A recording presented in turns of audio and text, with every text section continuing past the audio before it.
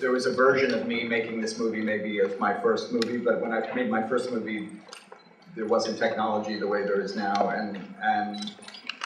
but I also felt like, you know, if I was going to do something a little bit differently and not with a studio or I wanted to kind of reinvent how I made movies a little bit, and so that's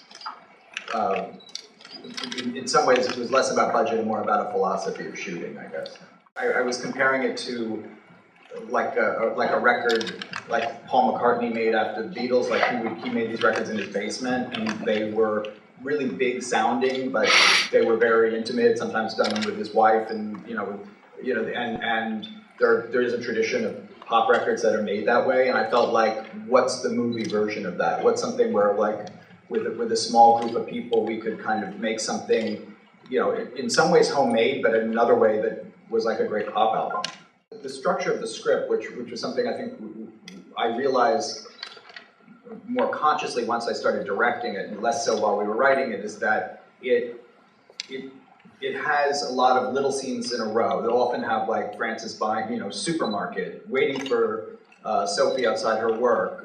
They eat lunch in the park. There's like, and it's almost this sort of, each moment is kind of a punch. It sort of hits, comes, and then suddenly you hit a scene, like then they're on the subway, and it's a long scene, and it plays out in real time, or seemingly real time, and that goes throughout the whole movie. And I think it also, sort of the way the movie is structured, by her locations, and that she keeps going to different places. So I think I came at it with that in mind, and I think I approached, in some cases, specific shots or scenes that way too. I mean, I think it's a continuation of things that I started doing on Squid and the Whale and Margot and Greenberg, where to different degrees, and it's different in every movie, but a notion of coming in the middle of a scene, or when you do that, and when a scene needs to start, say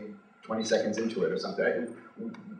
Why you arrive in a scene when you do? I think this is something, you know, it's interesting. It's what editing, you know, a big part of editing, but I think the rhythms are kind of just inside me, and it's kind of how I feel.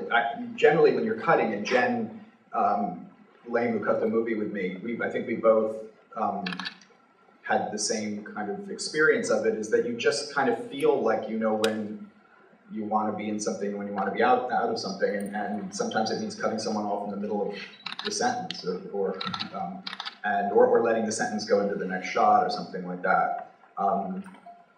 But you know, it is, I guess, more of a kind of feeling than anything else. Black and white was kind of a feeling. It just felt like it should be. I mean,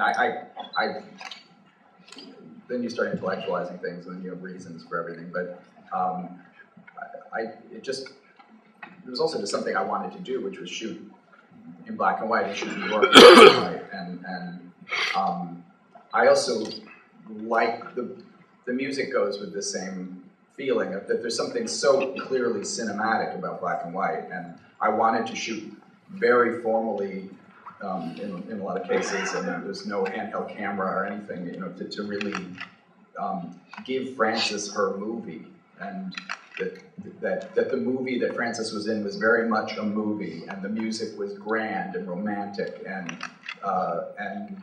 the look was beautiful and black and white and cinematic. So I think that's all true, but it was a kind of just an inclination, I guess, in the beginning.